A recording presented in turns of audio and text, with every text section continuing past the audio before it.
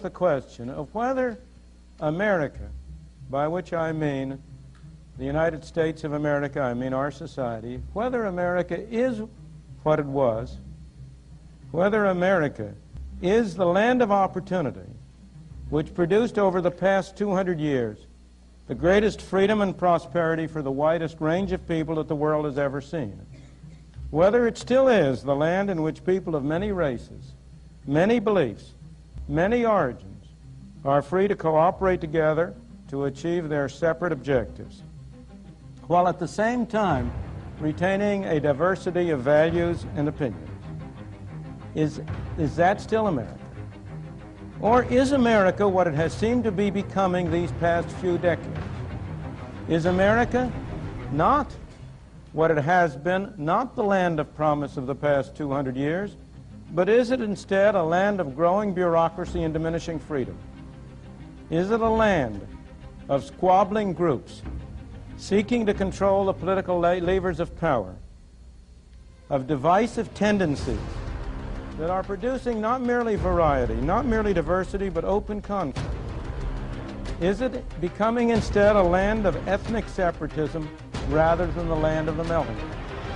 That's what I intended by this question, and that is the theme of the whole series.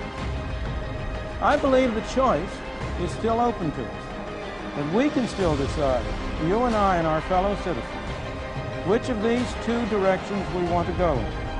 Whether we want to return to the path that made this the great land of opportunity for millions and millions and millions of people, or whether instead we want to continue down the road toward a destruction of both liberty and prosperity.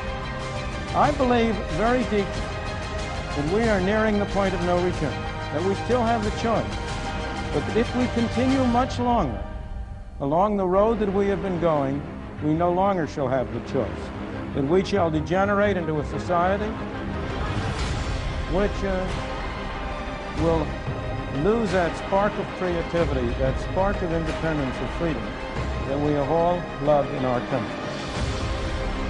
If you've been successful, you didn't get there on your own. You didn't get there on your own. I'm always struck by people who think, well, it must be because I was just so smart. There are a lot of smart people out there. It must be because I worked harder than everybody else. Let me tell you something. There are a whole bunch of hard-working people out there.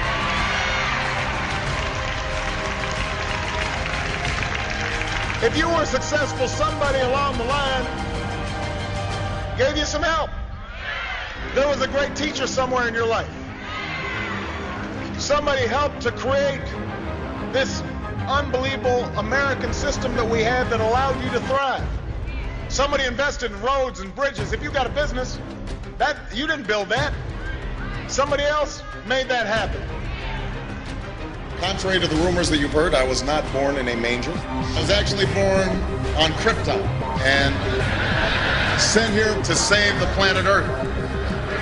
You will not see a dime of increased taxes. Not one dime. Not your payroll tax. The best idea, I think, is to raise the cap on the payroll tax. Not your income tax.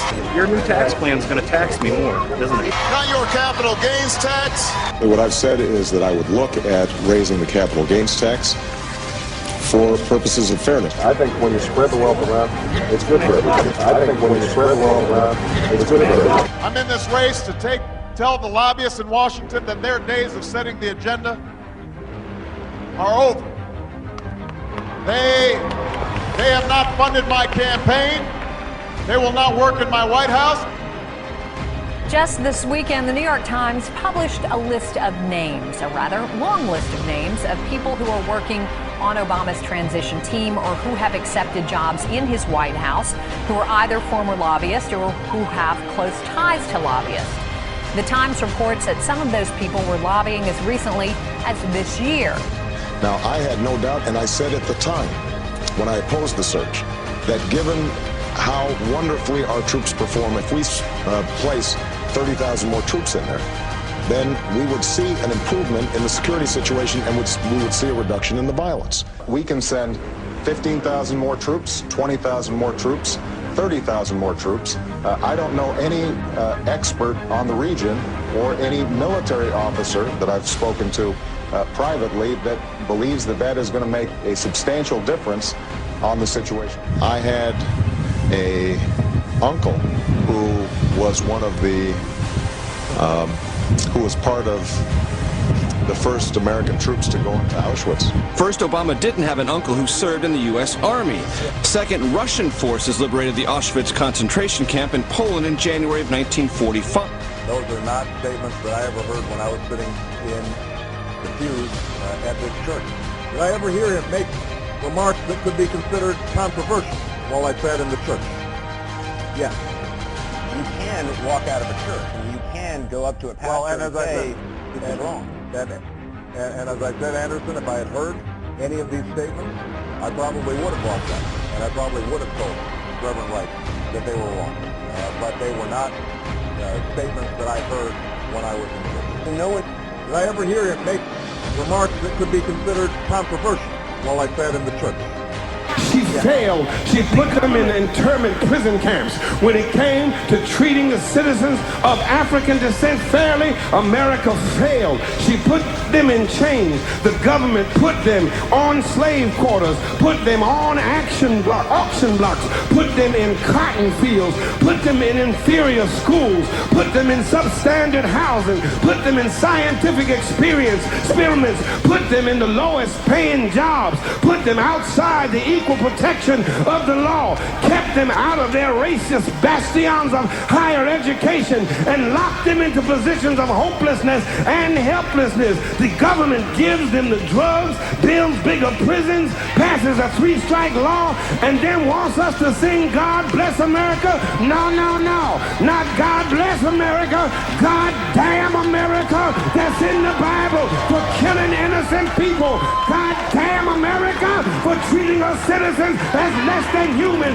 God damn America as long as she tries to act like she is God and she is supreme.